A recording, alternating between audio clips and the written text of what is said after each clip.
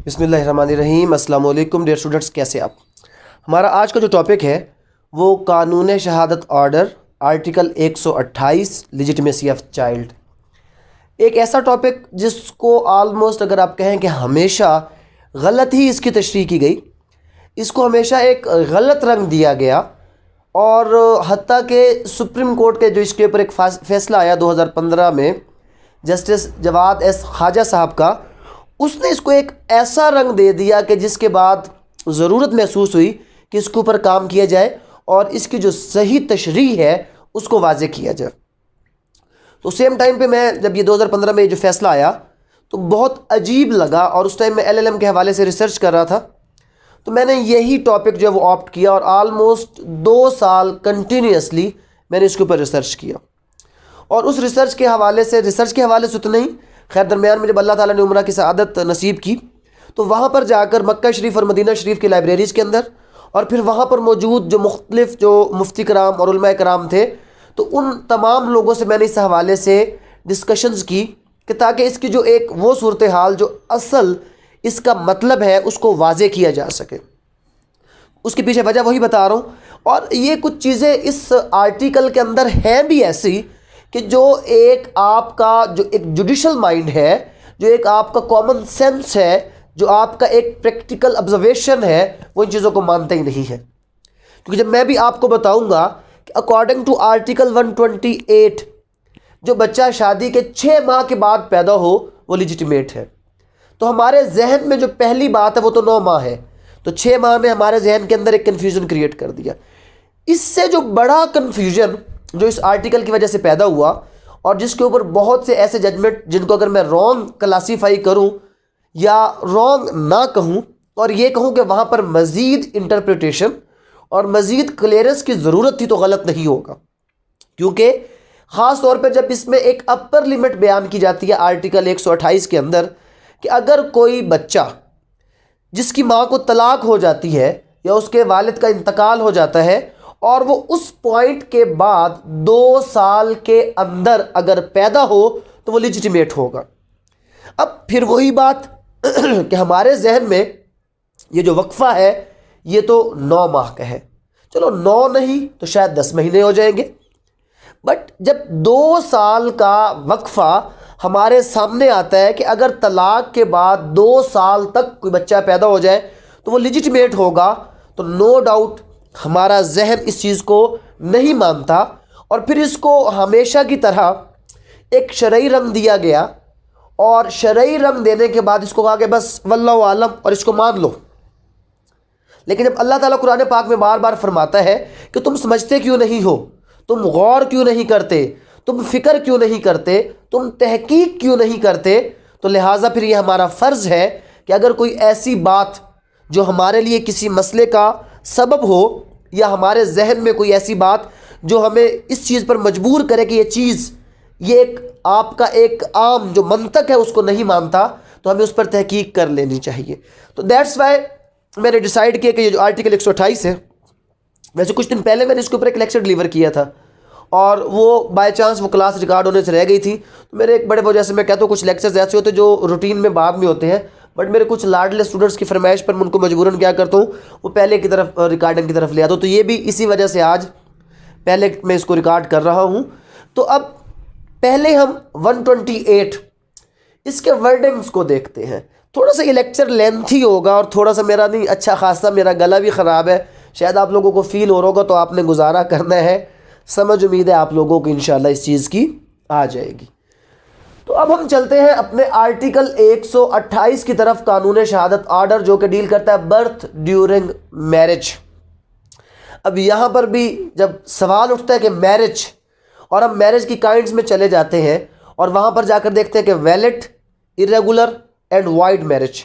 और फिर जब हम ये देखते हैं कि irregular marriage, in irregular marriage the relation of the husband and wife is equal to ज़िना but the outcome offspring of the irregular marriage is a legitimate one, तो वहाँ पर भी कन्फ्यूजन आ जाते हैं। इसमें बहुत चीज़, क्योंकि आपको मैंने क्या बताया कि आलमोस्ट 2 साल इसी एक पॉइंट के ऊपर मैं रिसर्च करता रहा, तो बहुत सी ऐसी चीज़ें कि अगर मैं मे बी उनको यहाँ पर डिस्कस भी ना कर सकूँ, बट इंशाल्लाह एक मेरी इसके हवाले से बुक भी आ रही है जल्दी, तो उसमें आप ये तमाम चीज़ें वजाहत के साथ देखेंगे, क्योंकि मैंने इसको मिक्स किया है। इसके लिए जो मुख्तलिफ मेडिकल प्रैक्टिशनर्स हैं जो पाकिस्तान के अंदर भी थे और जो फ़ॉरेन डिफरेंट जो मेडिकल यूनिवर्सिटीज़ हैं, उनको मैंने ऑनलाइन कॉन्टेक्ट किया और फिर वहाँ से कुछ रिसर्च पेपर्स मंगवाए, उनकी पर्सनल ऑब्जर्वेशंस मंगवाई। इन द सेम वे जो हमारे पाकिस्तान के जो इस चीज़ के जो माहिर लोग थे गायनोकोलॉजी के, उस फील्ड के लोगों से मैंने इसके बारे में काफ़ी इन्फॉर्मेशन ली और उलमा कराम से भी पूछा, और उसके बाद मैं जिस नतीजे पर पहुंचा हूं वो आज आप लोगों के साथ शेयर करूंगा। और इंशाल्लाह फिर इसके हवाले से आगे फर्दर मेरा इरादा है कि हम जो ऑलरेडी जो एग्जिस्टिंग इंटरप्रिटेशंस हैं उनको भी इस हवाले से दुरुस्त करवाया जाए, और इस कानून की जो कि एक वजाहत की ज़रूरत है कि जो वजाहत ना होने की वजह से हमेशा इसको गलत समझा जाता है, वो भी एक चीज़ जो है उसको आगे की तरफ लाया जाए। तो पहले हम चलते हैं आर्टिकल 128, इसकी स्टैट्यूटरी वर्डिंग्स पहले देख लेते हैं, फिर वन बाय वन हम एक एक पॉइंट को डिस्कस करते जाएंगे, कुरान और सुन्नत और जो मॉडर्न साइंस और जो हमारा एक फाइनल जिसमें आउटकम तक पहुंचो उसके हवाले से। तो the fact that any person was born during the continuous of valid marriage, first thing valid marriage आ जाता है। अच्छा, ये हम पढ़ क्यों रहे हैं लेजिटिमेसी ऑफ चाइल्ड? अदरवाइज अगर देखा जाए तो इस्लाम जो है वो वल्दुल हराम, इस स्टिग्माटाइजेशन के ख़िलाफ़ है कि नहीं, और इस्लाम की पूरी कोशिश है कि ज़्यादा से ज़्यादा कोर्ट्स और उसके अलावा जो काजी, ये कहीं पर भी कोई ऐसा मामला आता है तो आपका ज़्यादा जो रुझान होना चाहिए वो उस शख्स की वल्दियत को वल्दुल हराम से बचाना और उसको किसी नस्ब में डालना, ये होना चाहिए। लेकिन आल्दो ये है, बट इसका ये मतलब नहीं है कि अगर हम मुआशरे में ऐसे केसेस छोड़ते जाएंगे तो ये चीज़ें बढ़ती चली जाएंगी। तो लिहाजा हमें क्या करना है, हमें इस चीज़ को रोकना भी है, ताकि अगर ये रॉन्ग प्रैक्टिस मुआशरे में प्रिवेल कर रही है तो उसको रोका जा सके। तो पहली बात है कि वैलिड मैरिज उसका होना ज़रूरी है। तो इस पर भी बहुत लंबी डिस्कशन है, बट हम उसको क्विट करते हैं। मैं सिर्फ आज आपको इस कानून शहादत आर्डर आर्टिकल 128 उसके जो तीन बेसिक पॉइंट्स हैं सिर्फ हम उसके गिर्द रहेंगे, उससे ज़्यादा तफसील में नहीं जाएंगे। वो 3 पॉइंट्स होंगे, हम उसी को क्लियर करेंगे, उसी को देखेंगे कि वो क्या है और क्या नहीं है। तो पहला पॉइंट क्या आता है, that the fact that any person was born during the continuous of valid marriage between his mother and any man. अब ये एनी मैन का भी क्वेश्चन आया कि सर ये एनी मैन क्यों है, फादर क्यों नहीं है? तो यहाँ पर क्लियर हो जाता है, द हस्बैंड का लफ्ज़ आ जाता है, तो मीन्स ये एक कोई इतना बड़ा इसका वो इशू नहीं है। Between his mother and any man and not earlier than expiration of 6 lunar months from date of marriage. पहले सिर्फ इस पॉइंट को हम इस हद तक क्लियर कर लेते हैं कि पहला पॉइंट जो लेजिटिमेसी ऑफ चाइल्ड के लिए है, और ये क्यों है, क्योंकि लेजिटिमेसी ऑफ चाइल्ड डिटरमिन होगा तो पेटर्निटी बनेगा, पेटर्निटी बनेगा तो वरासत का क्वेश्चन, सक्सेशन का question, each and everything is related to the determination of the legitimacy of the child, because inheritance right can only go for the legitimate child and illegitimacy is an impediment of the inheritance, and illegitimate child cannot have share in the inheritance. That's why we are going to study this topic. तो क्या हो गया जनाब हमारे पास कि पहला जो point है कि जब कोई हस्बैंड और वाइफ की वैलिड मैरिज होती है तो वैलिड मैरिज से आगे पहला नंबर पर क्या है कि यहाँ पर ये चीज़ आ जाती है कि जनाब कोई भी ऐसा बच्चा जो आफ्टर यानी के बाद, आफ्टर क्या है, आफ्टर एक्सपायरेशन, गुजरने के बाद, क्या गुजरने के बाद, after expiration of 6 lunar months. और लूनर मंथ्स की बात क्या है कि ये जो आपके नॉर्मल जो हमारे मंथ्स होते हैं, जो सोलर ईयर चलता है उससे शॉर्टर होते हैं, तो साल के हिसाब से 10 से 15 दिन का फ़र्क एक इन दोनों के दरमियान क्रिएट हो जाता है। तो ये after expiration of 6 lunar months, तो मतलब ऑलमोस्ट अगर हम अंग्रेजी हिसाब में चले जाए तो 5 महीने 25-24 दिन होंगे, और अगर हम इस्लामिक पॉइंट ऑफ व्यू से चले जाएं तो 6 महीने जो इस्लामिक महीने हैं।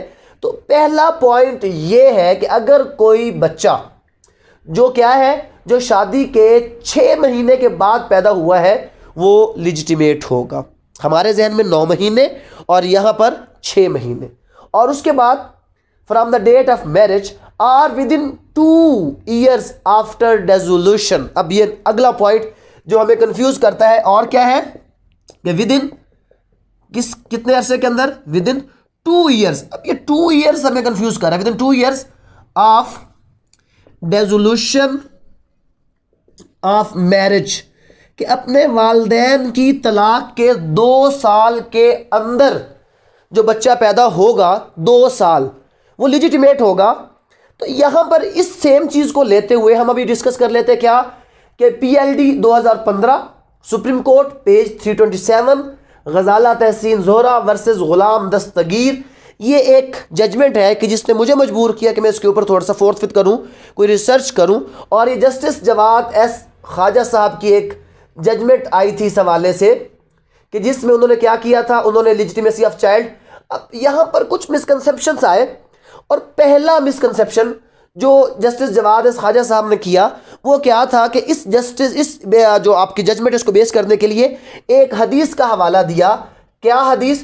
कि रोज़े महशर बच्चे अपनी माँ के नाम से उठाए जाएंगे। अब जब ये बात आई कि रोज़े महशर बच्चे अपने माँ के नाम से उठाए जाएंगे, तो इसको इंटरप्रीट करते हुए जस्टिस साहब ने ये कहा कि इसका मतलब है कि अल्लाह रोज़े महशर में भी वल्दियत छुपाना चाहता है। और एक और ऐसी बात थी जो बहुत ही अजीब थी, वो ये थी कि जिनके तो वालदैन का हमें पता है, चलो अल्लाह उनको तो वालदैन के नाम से उठाएगा, तो जिनके वालदैन का नहीं पता वो किस नाम से उठाए जाएंगे? तो वो माँ के नाम से उठाए जाएंगे। ओ भाई, मुझे नहीं पता कि इसका वालिद कौन है, फलां का वालिद कौन है, लेकिन मेरे अल्लाह ताला की ज़ात वाकिफ़ है, जानती है कि किसका वालिद कौन है। और अगर हम इस चीज़ को तशरीह करते हैं कि रोज़े महशर अल्लाह क्या करना चाहता है? वल्दियत को छुपाना चाहता है, तो ये गलत है। रोज़े महशर कोई गुनाह छुपाए नहीं जाएंगे, रोज़े महशर तमाम गुनाह खोल दिए जाएंगे, बयान कर दिए जाएंगे, ताकि लोगों को पता चले कि वो क्या समझते रहे और असल हकीकत क्या है। और बुखारी शरीफ की एक मुस्तनद हदीस है कि जिसमें बड़े वाज़ेह अल्फाज में ये चीज़ है कि रोज़े महशर बच्चे अपने बाप के नाम से उठाए जाएंगे, बच्चे अपने बाप के नाम से उठाए जाएंगे, ना कि माँ के नाम से। तो ये जो हदीस है ये ज़ईफ़ है। ये एक स्कूल ऑफ थाट इसको मानता है, और आप अगर अपने कानून की तशरीह करते हैं तो किसी पर्टिकुलर स्कूल ऑफ थाट की एक हदीस जो कि ज़ईफ़ है उसके ऊपर उसको बेस नहीं कर सकते, बल्कि एक मुस्तनिद हदीस के ऊपर बेस होना चाहिए। और बुखारी शरीफ में एक नहीं 2 जगह पर, ये मेरी बुक के अंदर ये चीज़ मेंशन है, 2 जगह पर मुस्तनिद हदीस ये कहती है कि बच्चे अपने बाप के नाम से उठाए जाएंगे। और उसके बाद अल्लाह कभी भी वल्दियत छुपाएगा नहीं।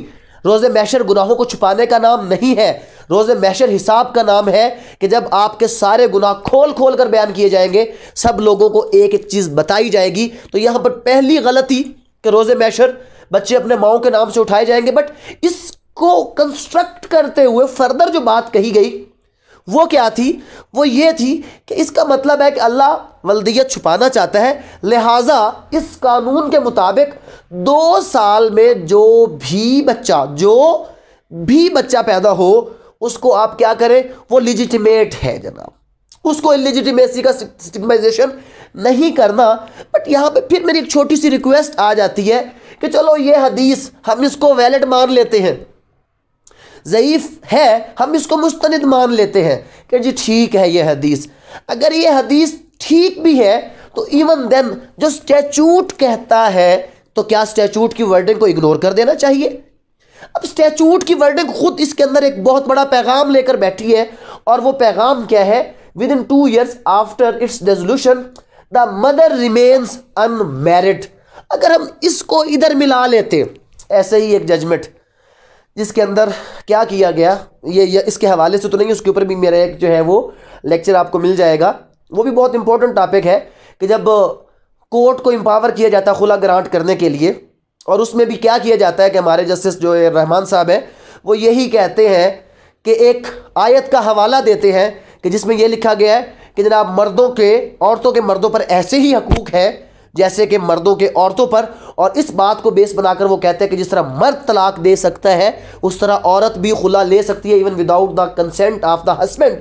लेकिन मैं इस चीज़ पर हैरान रह जाता हूँ दैट आप छोड़ दें इस शरीयत को, but what about the rules of the interpretation? वो क्या कहते हैं कि भाई आधी आयत आधे सेक्शन के ऊपर कभी भी फैसले नहीं होते। अगर उस चीज़ को भी पूरा पढ़े तो क्या है कि मर्दों के औरतों पर हकूक़ है, जैसा कि औरतों के मर्दों पर, दोनों के ऊपर एक दूसरे का हकूक़ है, लेकिन मर्दों को फजीलत है, ये वही आयत का अगला हिस्सा। तो मर्द की फजीलत को जब आप एक्सप्लेन करते तो आप इसको इक्वलिटी पर लेकर नहीं आते। तो कम अज़ कम शरीयत की बात हम नहीं करते, सुन्नत की बात हम नहीं करते, but what about the constitution, what about the statutory wordings which are clearly mentioning that if the mother remains unmarried, what does it mean? कि जब ये चीज़ आई इसको एक्सप्लेन करने की ज़रूरत थी। मदर रिमेन्स अनमैरिड, तो अगर वो मदर तलाक के बाद अनमैरिड रहती है तब 2 साल में पैदा होने वाला बच्चा क्या है? लेजिटिमेट।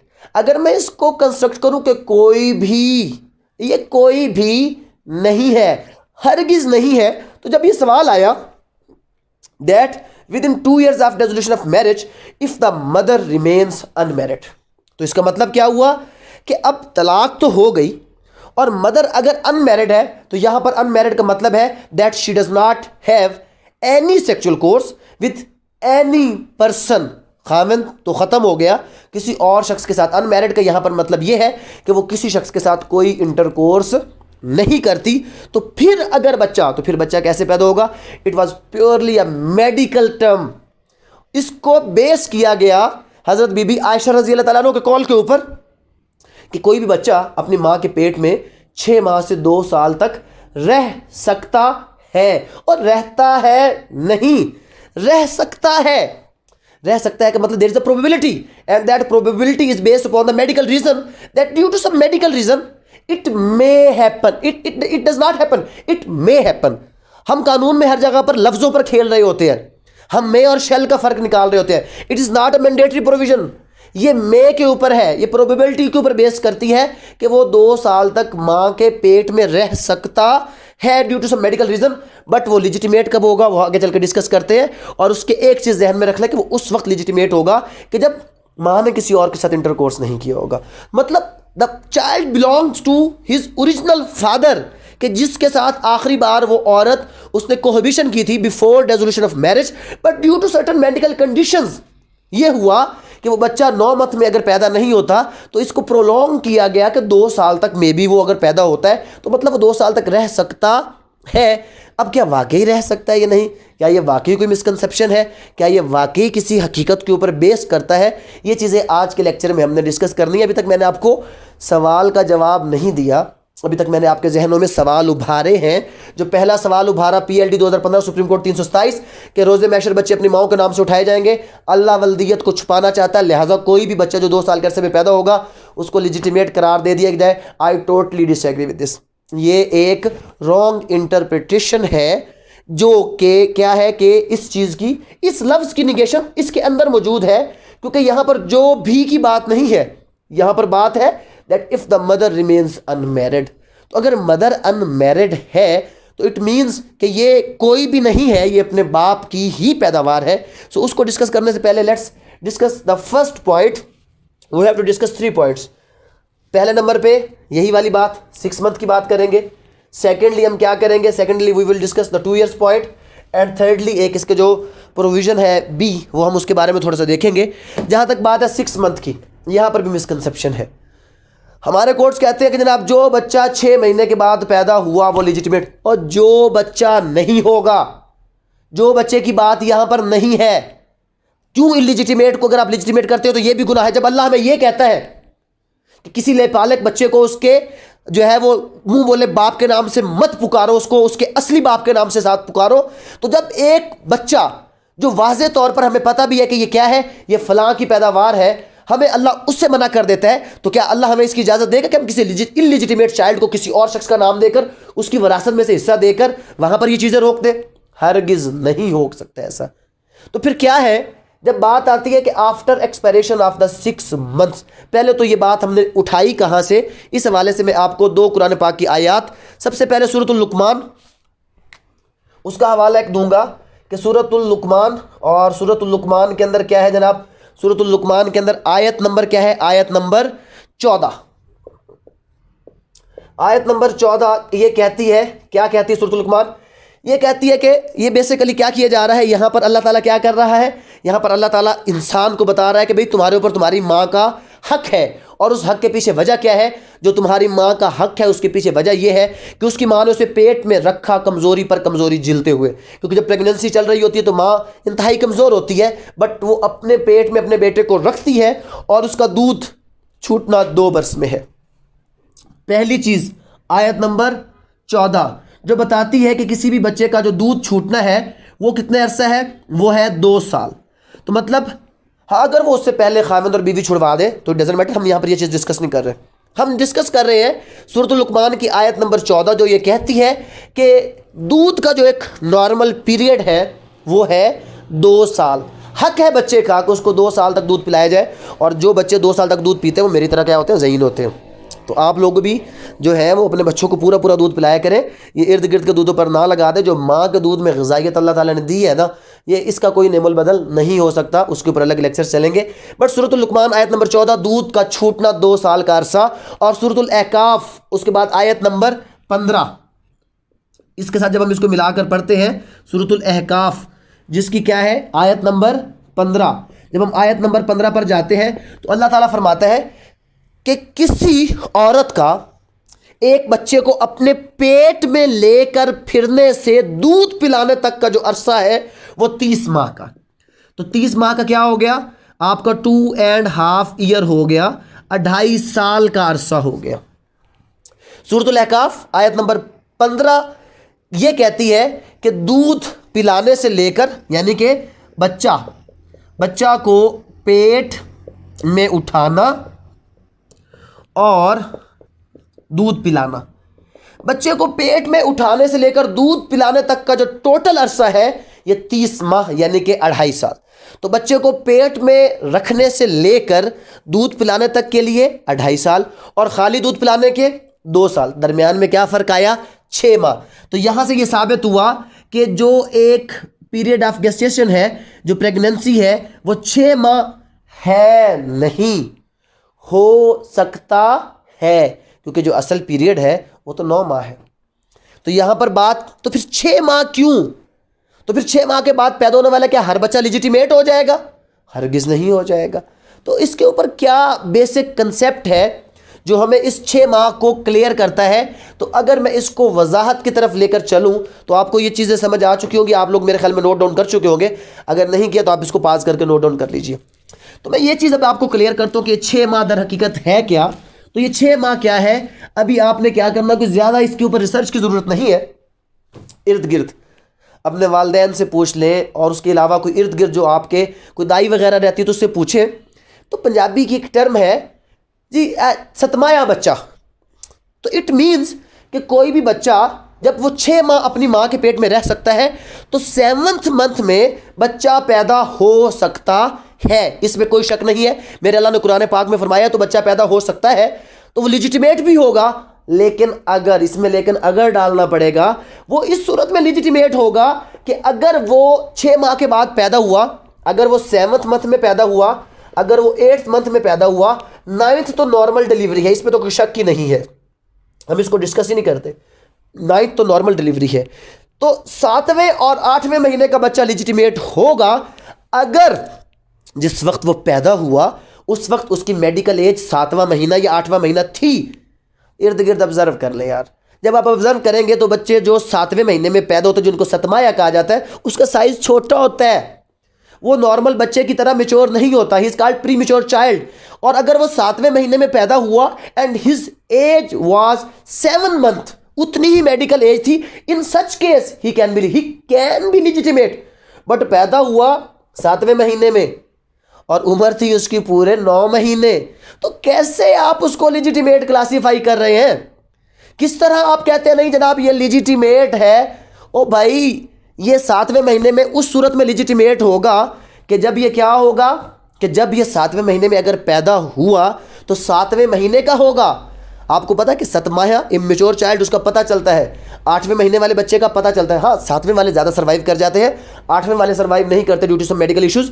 बट 7वें महीने जिंदा बच्चा पैदा हो सकता है, जिंदा रहते हैं और वो आगे अपनी नॉर्मल ज़िंदगी गुजारते हैं। बट पता चलता है कि ये 7वें महीने का है, ये एक्चुअली पूरा मेच्योर चाइल्ड नहीं है।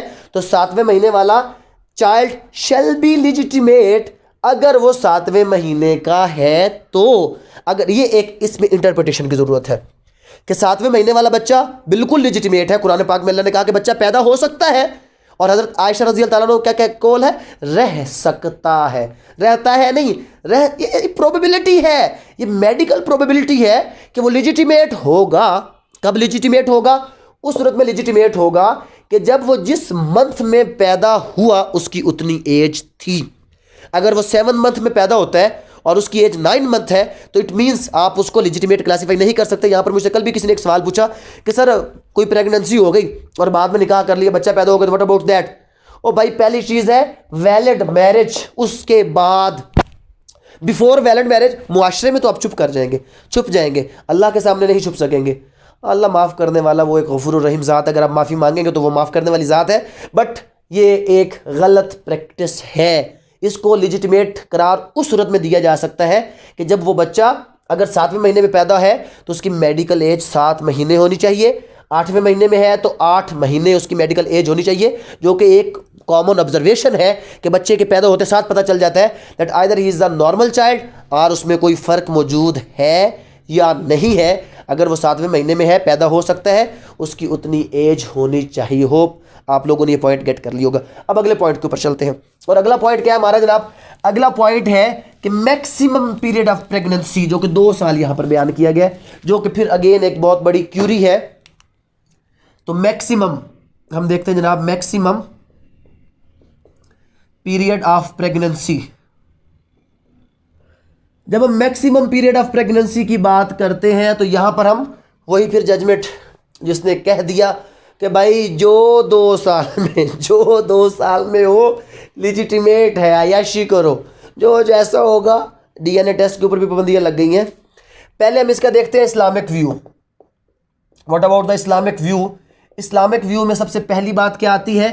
हनफी स्कूल, इमाम अबू हनीफा, जिनके साथ हम रिलेट करते हैं 2 ईयर्स का पीरियड, कि according to him the maximum period of the pregnancy is 2 years. और उसके बाद जब हम इसको शाफी की तरफ लेकर जाते हैं तो शाफी के मुताबिक ये 4 ईयर्स है, और जब हम इसको शिया स्कूल ऑफ थाट की तरफ लेकर जाते हैं तो इट्स 10 मंथ्स रीजनेबल यहां पर। अब हनफी स्कूल 2 साल, शाफी स्कूल 4 साल, शिया स्कूल 10 माह, और ऐसे भी स्कूल हैं जो अहनाफ के हैं 7 साल तक इसको एक्सटेंड किया गया है मैक्सिमम पीरियड ऑफ प्रेगनेंसी। और एक बात मैंने पढ़ी थी, दैट वाज ऑल्दो रॉन्ग और right I don't know, but एक वो मिसाल थी कि हज़रत इमाम मालिक भी कोई 5वें साल की प्रेगनेंसी के बाद पैदा हो, बट आई डोंट नो, इसके मेरे पास कुछ सनद नहीं है, बट मैंने पढ़ा है ये चीज़। तो हनफी, शाफी और अहले तशी 2 साल, 4 साल और 10 माह। अभी अगर हम पीएलडी 2015 सुप्रीम कोर्ट, अगर हम इसको लीगल पॉइंट ऑफ व्यू में ले जाएं तो लीगल पॉइंट ऑफ व्यू में क्या है? पीएलडी 2015 इसके ऊपर पहला। सेकंड एक और केस ला हमारे पास मौजूद है 2007 सीएलसी, 2007 सीएलसी, और उसका जो पेज है 1145 Lahore high court, 1145 Lahore high court का ये फैसला है जो सेकंड है इस रिगार्ड में। और ये इसका केस टाइटल था ज़हूर अहमद वर्सेस मुसम्मात नसीमन बीबी, ज़हूर अहमद वर्सेस मुसम्मात नसीमन बीबी। हमारे पास इसमें बहुत से केस लाज हैं जो मैंने अपनी बुक में उसका जिक्र किया है, बट ये है 11 months and 5 days. The child who was born after the 11 months and 5 days after the dissolution of the marriage of his mother and father, he was declared legitimate और उसको वरासत में हिस्सा दिया गया था according to 2007 CLC 1145 Lahore high court on the basis of article 128 that the maximum period जो शरीयत के मुताबिक है वो 2 साल है। यहाँ पर भी उस सेम चीज़ को क्या किया गया, बयान करते हुए 11 माह 5 दिन के बच्चे को लेजिटिमेट करार देकर वरासत में हिस्सा दिया गया। पीएलडी 2015 सुप्रीम कोर्ट 327, इस पीरियड को एक्सटेंड मजीद करके कहाँ तक रखा गया? 2 साल तक रखा गया। शरीयत के अंदर 2 साल, शाफी 4 साल, और शिया के मुताबिक ये अरसा है 10 मंथ। लॉ आर्टिकल 128, आर्टिकल 128 ने क्या किसको कन्फाइन किया? 128 ने कन्फाइन किया आपके 2 ईयर्स के पीरियड को, कि मैक्सिमम पीरियड क्या है? 2 ईयर्स है जनाब लेजिटिमेसी ऑफ चाइल्ड का। अब सवाल यह है कि क्या आपका जहन मानता है इस 2 साल के पीरियड को, that really a child who takes birth after before expiration of the 2 years and after the dissolution of marriage of his mother and father is a legitimate child. नहीं मानता, मानते? हाँ, देखते हैं इस चीज़ को। अच्छा जनाब, ये हो गया जनाब हमारा क्या हो गया। अब मैंने आपको डिफरेंट व्यूज़ खोल खोल कर बयान कर दिए। अब यहाँ पर भी ये जो 2 साल है, इस 2 साल को इंटरप्रीट करते हुए जब हमने ये पढ़ा कि with in 2 years after it's dissolution of the marriage of the mother, अगली बात है मदर रिमेन्स अनमैरिड। जब इस चीज़ को समझने के लिए, इस 2 साल को समझने के लिए हमने क्या लगाया, हमने इस 2 साल को समझने के लिए एक कंडीशन रखी दैट मदर को क्या हुआ, रिमेन्स क्या, unmarried. What is meant by mother remains unmarried? इसका मतलब ये है कि वो अनमैरिड रहती है। It means that she does not have any type of sexual intercourse with anybody. तो ये है अनमैरिड रहने का मतलब। तो फिर क्या हुआ, तो फिर वही बात जो 6 महीने में मैं आपको एक्सप्लेन कर रहा था, सिंगल वर्ड में आपको एक्सप्लेन कर देता हूं that it's all about medical issue, it's all about the medical problem, nothing else then that. आज आप अपने मुल्क के अंदर सिजेरियन को बंद करवा दें, ये जो बड़ा ऑपरेशन होता है, आज आप इसको बंद करवा दें, I am sure, I can bet कि आपको 10वें और जो आजकल की हमारी लड़कियों के हालात है ना, और जो इनकी सेहतें हैं, तो आपको 10वें 11वें 12वें महीने में बच्चे पैदा होते नजर आएंगे। जो अब डेफिनेटली अब आप लोग लॉयर्स हैं तो मैं आपके साथ खुलकर डिस्कस करता हूं। अक्सर आपको नहीं पता तो कुछ फीमेल ऐसे होते हैं जो 3-3 मंथ तक उनको पीरियड्स नहीं आते, और उसके बाद ना तो वो प्रेग्नेंट होते हैं ना ही कुछ और फिर उनको क्या होता है, नॉर्मल जो है उनके पीरियड स्टार्ट हो जाते हैं। तो क्या है वो, क्या वो पहले क्या थे, वो इस किस्म की प्रेगनेंसी थी? नहीं, वो भाई मेडिकल रीजन। और अक्सर मैं आपको ऐसी मिसालें भी दे सकता हूं कि जहां पर क्या था कि एक औरत वो प्रेग्नेंट थी और उसको साथ साथ मेंसेस भी आ रहे थे, और फिर कहीं जाकर 4थे महीने में मेंसेस स्टॉप हुए और बच्चा पैदा हो गया। तो किसी ने ये कह दिया कि नहीं ये तो बच्चे की उम्र थोड़ी है, ओ भाई मेडिकल रीजन है। ये इस तरह के मेडिकल रीजन मैंने इद्दत की पीरियड में भी डिस्कस किए हैं, जो आपके चाइल्ड मैरिज के ऊपर एक बहुत बड़े क्वेश्चन मार्क्स लगे हुए थे, और जो फॉरेनर बहुत बड़े उसके ऊपर सवाल उठाते थे, उसका जवाब मैंने वहां पर दिया था। तो यहां पर भी it's a pure medical reason. तो आप सिजेरियन बंद कर दें। अब तो क्या होता है, 8वां महीना पूरा होता है या नहीं होता, 9वां महीना शुरू होता है या नहीं होता, आप अपने उस बंदे को लेकर जाते हैं हॉस्पिटल के अंदर, तो डॉक्टर आपस में मशवरा करते हैं, ओ भाई आज ऑपरेशन नहीं किया ना तो ये कल अगर हो सकता किसी और अस्पताल के करीब इसकी तबीयत खराब होगी, इसने वहां से ऑपरेशन करवा लेना है, हमारे पैसों का क्या होगा, चलो बेड़ा गर्क करो, इसका पेट काट दो। मैं अपने गांव की मिसाल देता हूं, मैं नाम लेकर उस बंदे की मिसाल देता हूं, हमारे नाम लूंगा तो फिर लोग उसको बुरे करते हैं। जो मेरे गाँव के लोग हैं वो इस चीज़ को समझ जाएंगे। एक डॉक्टर साहब है, उसके पास एक औरत को लाया जाता है, वो प्रेग्नेंट होती है, तो डॉक्टर साहब देखते हैं एज पर यूज रूटीन, ओह बच्चा उल्टा है जनाब, ये तो पैदा ही नहीं हो सकता, इसको अगर पैदा करवाना तो आपको क्या करना पड़ेगा, जस्ट मिनट में चेक कर लो रिकॉर्डिंग चल रही है कि नहीं चल रही, सर रिकॉर्डिंग स्टॉप हो जाती है, मुझे पता नहीं चलता।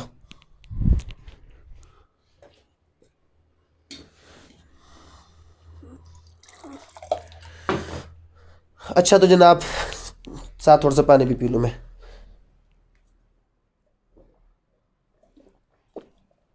तो क्या हुआ, जाओ जाओ पैसे जमा करो।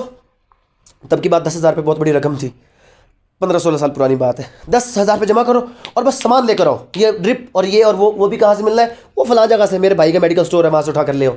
जब वो लोग वहाँ पर लेने के लिए जाते हैं तो वो ऑलमोस्ट बच्चे एक नॉर्मल डिलीवरी थी, वो बच्चा जाता है हॉस्पिटल, उसमें औरत जाती है वॉशरूम के अंदर और बच्चा वहाँ पर पैदा होता है। औरत देखती है कि मेरा बच्चा पैदा हुआ है, बट फिर वो उसको एक चक्कर आता है और वो बेहोश हो जाती है।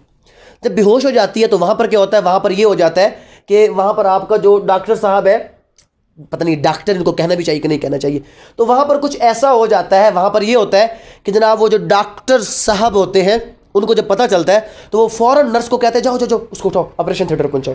और ऑपरेशन थिएटर में पहुँचाकर उस जालिम वो क्या करता है, नॉर्मल डिलीवरी के बाद उस माँ का पेट काट कर उसके ऊपर टांके लगा देता है और उसको बेहोश कर दिया जाता है। जब वो होश में आती है, वो उसके घर वालों से पैसे रिसीव कर चुका होता है, जब वो होश में आती है तो उसके जो है सब लोग मुबारकबाद देते हैं, मुबारक मुबारक तुम्हारा बेटा पैदा हुआ। वो कहती मुबारक तो ठीक है, मुझसे उठा क्यों नहीं जा रहा। वो कहते हैं तुम्हारा बड़ा ऑपरेशन हुआ है। वो कहती कैसे हो गया, मैंने खुद बच्चा पैदा किया, मैंने अपनी आंखों से देखा है, उसके बाद मैं बेहोश होकर गिरी हूँ, ये कैसे बच्चा पैदा हो गया। शोर शराबा मच गया, ड्रामा हो गया, सारे लोग इकट्ठे हो गए। डॉक्टर साहब ने 10 के बदले 40,000 दिया, जान छुड़वाई। ये हमारे डॉक्टर हैं जिनको मसीहा का नाम दिया जाता है, अल्लाह हाफिज़ है यहाँ पर। खैर अगर ये प्रैक्टिस ना हो तो आपको बच्चे 10वें 11वें महीने में 10वें महीने तक नॉर्मल डिलीवरियां आपकी चली जाएंगी, बट ये ऑपरेशनों की वजह से डिलीवरियां 10वें महीने तक नहीं जाती। तो यहाँ पर भी ये 2 साल का जो अरसा है, ये प्योरली एक मेडिकल टर्म है कि बच्चा मां के पेट में 2 साल तक रह सकता है, बट शर्त फिर वही कि वो 11वें महीने में पैदा हुआ, वो लिजिटिमेट होगा। अगर वो 11 महीने का है तो, और 11 महीने में बच्चे के जो खदोखाल 9 से 2 महीने के अंदर जो बाहर आकर होते हैं वही सेम पेट में उसकी वैसे ही ग्रोथ चलती रह जाती है, तो वो 11वें महीने में लिजिटिमेट होगा। अगर वो 11 महीने का हुआ तो इस हवाले से मैं आपके साथ एक और चीज़ डिस्कस करता हूँ। वियोला हंटर, जो मैंने इसका काफ़ी रिसर्च भी किया, वियोला हंटर ये एक फीमेल है, वियोला हंटर, जिसकी 375 days longest continued pregnancy in the world, जो कि सबको हैरान कर गई, जो कि ऑन द रिकॉर्ड है, आप इंटरनेट पर भी जाकर सर्च कर सकते हैं। वियोला हंटर की प्रेगनेंसी 375 डेज तक जो एक्सटेंड हुई, ऑलमोस्ट 13 से 14 महीने, और उसने एक नॉर्मल बच्चे को बर्थ दिया, और उसकी एज इतनी ही थी and that child was also classified as legitimate child. तो भाई 2 साल क्या है। और वैसे अभी जो ये हम 2 साल 4 साल पढ़ रहे हैं, सऊदी अरब के अंदर मैं आपको वेरी सिंपल वर्ड्स में एक चीज़ क्लियर कर देता हूँ, ये चीज़ ख़त्म कर दी गई है। 1 year maximum period of pregnancy वहाँ पर, जो मॉडर्न उनके भी जो शरीयत जो उन्होंने एक फतावा के लिए जो एक बनाया हुआ इदारा बनाया हुआ है, वहाँ पर 1 साल तक का हो चुका है। अहले सुन्नत ऑलरेडी, अहले तशी ऑलरेडी 10 माह पर बैठे हैं, जो कि रीजनेबल पीरियड है। और उसके बाद ये जो 2 साल एंड 4 ईयर पीरियड, ये आल दो इसको मिसकंसेप्शन पर भी बेस्ड कहा जा सकता है, बट अगर हम इसको ट्रू मानते भी हैं, बिल्कुल इमाम अबू हनीफा का अगर कॉल है, हम इसको कहते हैं कि जी 2 साल, तो ये 2 साल हो सकता है बच्चा माँ के पेट में रह, आज तक कोई ऐसी एग्जाम्पल प्रैक्टिकली नहीं है, बट रह सकता है, और वो लिजिटिमेट होगा अगर वो पैदा होने पर उतने अरसे का हुआ। तो अगर वो 15वें महीने में पैदा होता है तो 15 महीने का होना चाहिए, 13वें महीने में पैदा होता है तो 13वें महीने के खदोखाल, दांत, बाल उसके होने चाहिए। अगर वो 13वें महीने में पैदा हुआ, 9 महीने का हुआ, तो we can not classify it as a legitimate child according to PLD 2015 supreme court 327। हम किसी भी बच्चे को लेजिटिमेट, क्योंकि इसमें मेन कंडीशन फिर वही है, if the mother remains unmarried. What does it mean कि मदर अगर अनमैरिड है, then there may be a medical reason, due to medical reason the child में stay longer than normal period in the वॉर्म of her mother. But ये कोई ऐसी चीज़ नहीं कि किसी को भी लेजिटिमेट कर दिया जाए। फिर यहाँ पर एक और कंसेप्ट आ गया, I think that it's a little bit clear, मैं ज़्यादा वजाहत में नहीं जाऊँगा। तो अब मैंने सिंपल उसको क्या कर दिया कि 6 माह के बाद बच्चा पैदा हो सकता है, 2 साल तक माँ के पेट में रह सकता है, लिजिटिमेट होगा। और मैं इसमें ये एडिशन चाहता हूँ कि होगा अगर जब वो पैदा हो और उसकी एज उतनी हो तब। अगर वो उस एज पर नहीं है, जो कि मेडिकल एज डिटरमिन करने के बहुत से तरीके मौजूद है, तो you can not classify that child as a legitimate child. अब इसके ऊपर मैं एक और चीज़ आपको बता देता हूँ। यहाँ पर एक और कंसेप्ट था, बहुत अरसा चलता रहा, लेकिन बाद में उसको भी क्या किया गया, निगेट कर दिया गया इस कंसेप्ट को, and that concept was a concept of the sleeping foetus. अब स्लीपिंग फीटस का कंसेप्ट क्या कहता है आपका, ये जो आपका स्लीपिंग फीटस का कंसेप्ट था वो ये था, वो कहता है कि क्या हुआ जनाब, ये हस्बैंड है और ये क्या है, ये वाइफ है। हस्बैंड और वाइफ में क्या हो गया, इंटरकोर्स हो गया, और उस इंटरकोर्स के बाद डेफिनेटली आप सब लोग जानते हैं कि हस्बैंड की तरफ से क्या चीज़ होता है, स्पर्म होता है जो मूव करता है toward the ovary of wife, और फिर वो जाकर जब ये स्पर्म इस एग के साथ हिट करता है तो फर्टिलाइजेशन का प्रोसेस स्टार्ट हो जाता है। यहाँ पर एक्चुअली है क्या, अक्सर हम लोग कहते हैं जनाब ये मेंसेस क्यों होते हैं और ये सारा प्रोसेस है क्या। दर हकीकत क्या होता है कि हर औरत के अंदर जो उसका एक बच्चा दानी है वो क्या करती है, वो जो पीरियड है 28 डेज़ का जो साइकिल है, कि जिसमें क्या होता है कि 7 डेज़ एक जो पीरियड ऑफ मेंस्ट्रुएशन होता है, उससे पहले जो 21 डेज़ होता है, उन 21 डेज़ के अंदर क्या होता है कि उस बच्चादानी का जो मुंह होता है वो खुला होता है, एंड वो क्लेम करती है कि कोई मुझे स्पर्म मिले। अगर उसको कोई स्पर्म मिलता है, और स्पर्म कहाँ पर मिलेगा, हस्बैंड और वाइफ के इंटरकोर्स से मिलेगा। जब वो स्पर्म मिलता है तो वो क्या हो जाता है, वो क्लोज हो जाता है, और जब वो क्लोज हो जाता है तो यहाँ पर क्या होता है, फर्टिलाइजेशन का प्रोसेस स्टार्ट हो जाता है, और आपके मेंसेस इसलिए रुक जाते हैं क्योंकि अब ये जो दीवारें हैं ये बंद हो गई, और यहाँ पर इसके अंदर बच्चे के जो पैदाइश का वो अमल है वो स्टार्ट हो गया।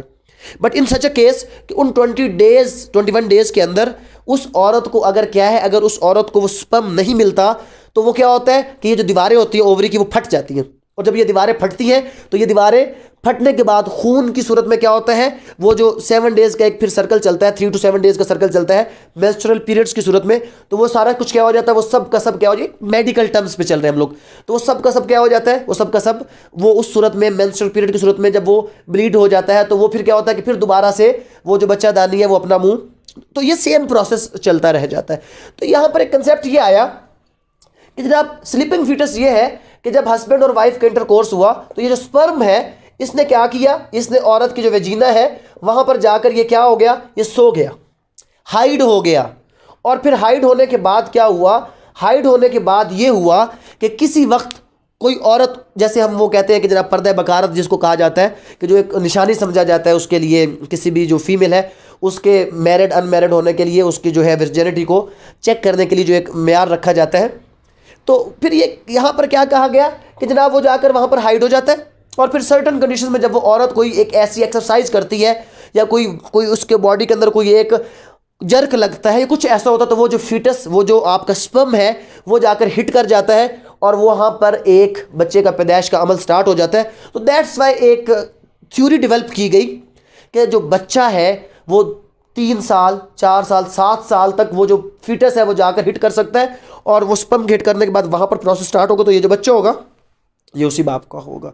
तो हो सकता है ये कंसेप्ट था, बट इस कंसेप्ट को मेडिकल साइंस ने टोटली निगेट कर दिया और क्या कहा कि स्पर्म की जो मैक्सिमम लाइफ है वो टोटल कितनी है, वो 5 डेज। अगर इस स्पर्म के हाइड होने की वजह से अगर कोई फर्क आ सकता है बच्चे की पैदाइश में, ऊपर नीचे हो सकती है, लेट हो सकती है, तो ओनली 5 डेज, क्योंकि ये स्पर्म जो है ये 5 दिन से ज़्यादा उस वेजिना में जिंदा, अगर अदर देन द वेजिना है तो फिर ये इसका टाइम और कम है। जैसे वो आपने वो डोनर का एक कंसेप्ट सुना होगा, या आपने जो अभी एक जो टेस्ट ट्यूब बेबी और जनाब मैन और वुमेन का स्पर्म लेकर बच्चे की पैदाइश, इसके ऊपर भी मैंने अपनी रिसर्च में सारी चीज़ें डिस्कस की हैं कि ये चीज़ें क्या सही है या गलत है, या इस तरीके से पैदा होने वाला बच्चा लेजिटिमेट है या नहीं है, वो एक अलग मौजू है, वहाँ पर डिस्कस करेंगे। यहाँ पर हम क्या डिस्कस कर रहे हैं कि स्पर्म की मैक्सिमम लाइफ जो है वेजिना के अंदर वो 5 दिन है, तो 5 दिन के बाद वो ऑटोमेटिकली ख़त्म हो जाता है। तो ये जो स्लीपिंग फिटस है ये 5 दिन से ज़्यादा का फ़र्क नहीं डाल सकता, तो इस 5 दिन को उठाकर आप 2 साल 4 साल 7 साल तक नहीं ले जा सकते। तो ये स्लीपिंग फिटस। फिर एक कंसेप्ट आया लिथोपोडीमिया का, स्टोन बेबी का कंसेप्ट। अगर आप वो पुराने मम्मियों वाले कंसेप्ट जाकर पढ़ लें जहाँ पर हम वो फ़िरौन की मम्मी के बारे में पढ़ते हैं, और उस दौर में जब हम लिटरेचर पढ़ते हैं वहाँ पर आपको लिथोपोडीमिया एक स्टोन बेबी का कंसेप्ट नजर आएगा कि जिसके लिए सैकड़ों साल का भी अरसा था, 700 साल का अरसा भी है कि जिसमें बच्चे की पैदाइश को पॉसिबल करार दिया गया।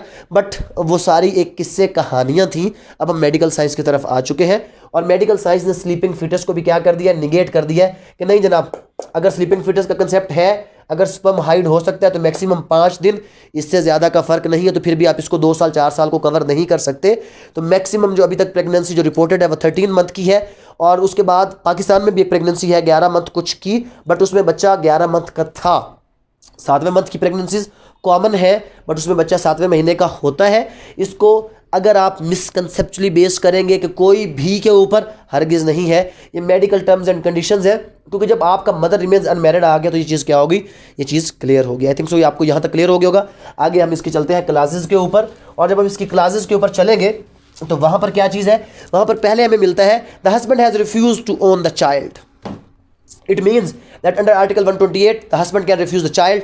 इसमें एक कंसेप्ट होता है फ्राश का। फ्राश का कंसेप्ट क्या कहता है, ये कहता है कि हस्बैंड है और ये क्या है, ये वाइफ है।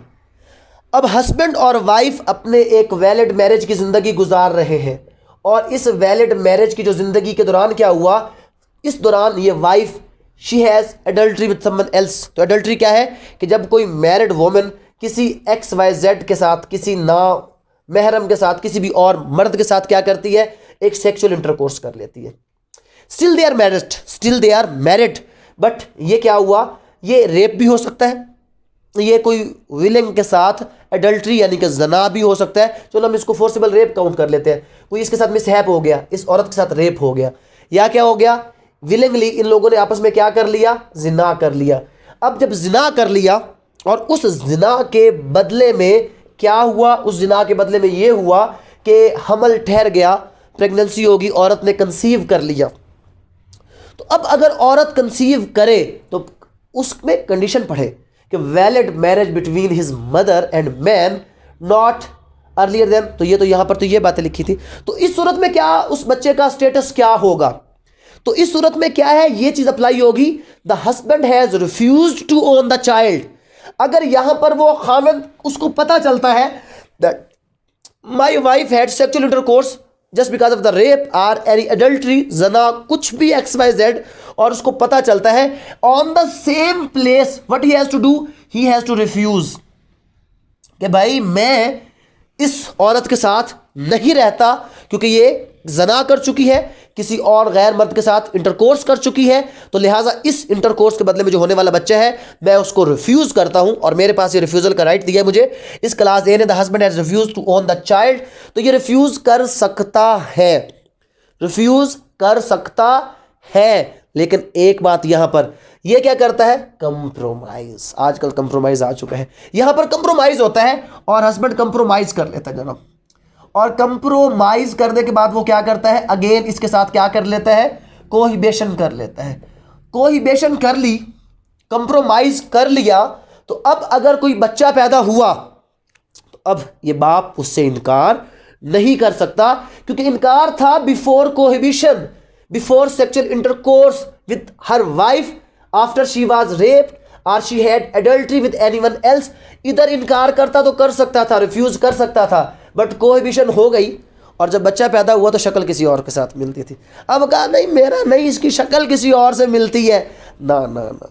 अगर शक था, मसला था, कुछ था, यहीं पर इसको क्या करते, आप छोड़ देते, डाइवोर्स करते। अगर उसने एडल्ट्री की थी, यहां पर लियान का प्रोसेस करते और लियान के जरिए से उस औरत को अगर कोई बंदा छोड़ देता तो लियान के बाद पैदा होने वाला बच्चा टोटली इलिजिटिमेट होता है, वो अपने बाप की विरासत का हिस्सेदार नहीं होता इस बात पर। लेकिन जब ये कंप्रोमाइज हो गया, कोहिबिशन हो गई, अब ये शख्स इनकार नहीं कर सकता।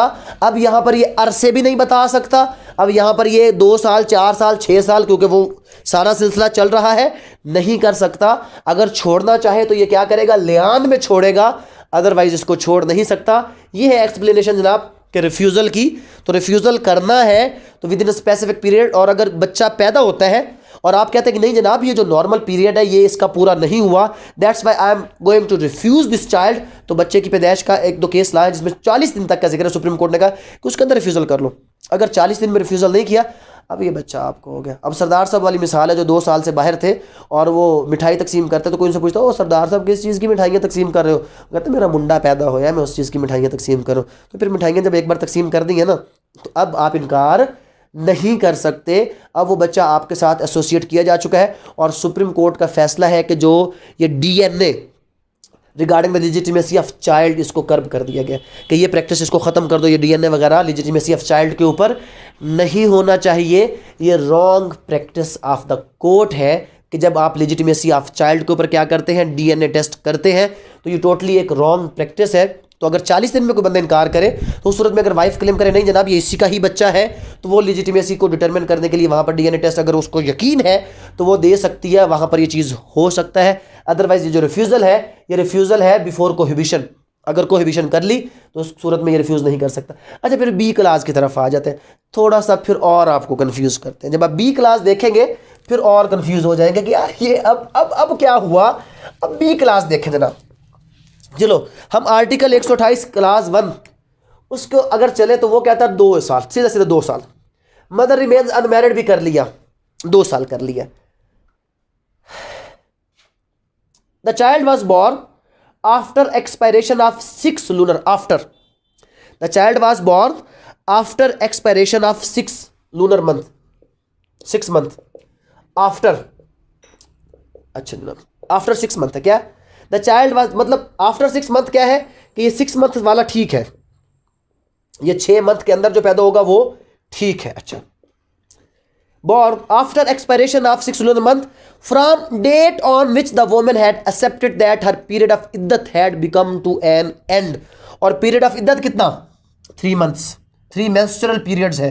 ये भी मैंने उस लेक्चर में क्लियर किया हुआ है, ये 3 months नहीं है, 3 menstrual periods है, 3 months नहीं है। रिकॉर्डिंग चल रही है ना इसकी? तो ये 3 months, चलो वो तलाक वाली है वो बेवगी की कर लेते हैं, उसको भी दरमियान में ले आते तो 4 माह। तो जब कोई औरत ऐलान करती है कि मेरी इद्दत ख़त्म हो गई, तो इद्दत ख़त्म होने का ऐलान 3 महीने या 4 महीने 10 दिन बाद वो कर देती है, और उसके बाद 6 महीने के अंदर अगर बच्चा पैदा होगा तो वो लेजिटिमेट है, नहीं तो वो फिर दोबारा इलेजिटिमेट। अब फिर 3 और 6 9 माह, कि जी जो 9 माह में पैदा होगा वो लेजिटिमेट है, जो 9 माह के बाद पैदा हुआ वो फिर इलिजिमेट। अब क्लास 1 कहती है 2 साल, और प्रोविजो बी कहती है इद्दत ख़त्म होने के बाद 6 महीने के अंदर लेजिटिमेट, और 6 महीने के बाद फिर दोबारा क्या हो गया, इलिजिटिमेट। 2 साल का अरसा फिर आपका कहाँ पर चला गया, 2 साल का अरसा आपका फिर चला गया साइड पर।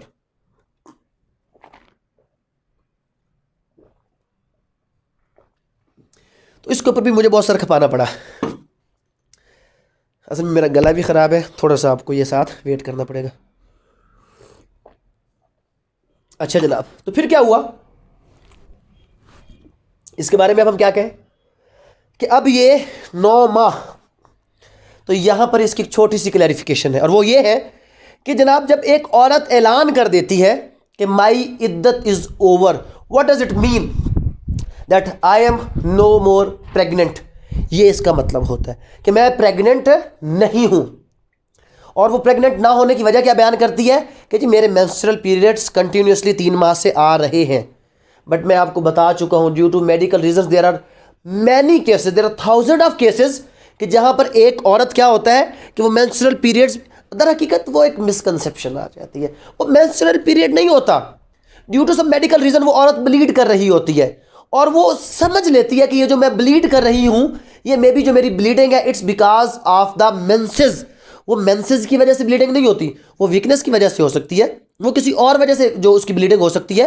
तो वो जो वीकनेस और किसी और वजह से होने वाली ब्लीडिंग, उसको हम क्या कर लेते हैं, उसको हम फर्ज कर लेते हैं कि शायद वो क्या था कि वो उसका मेंसेस थे। तो वो 3 महीने के बाद कहती है कि जनाब मेरी इद्दत ओवर हो गई है, मतलब मैं अब क्या हूं, मैं अब आज़ाद हो गई हूं। लेकिन फिर अगली चीज़ वही लगेगी, उसने ऐलान किया यहां पर कि मेरी इद्दत हो गई ओवर, और उसके बाद क्या रहती है, अगली शर्त यह है, और वो क्या है, रिमेन्स अनमैरिड।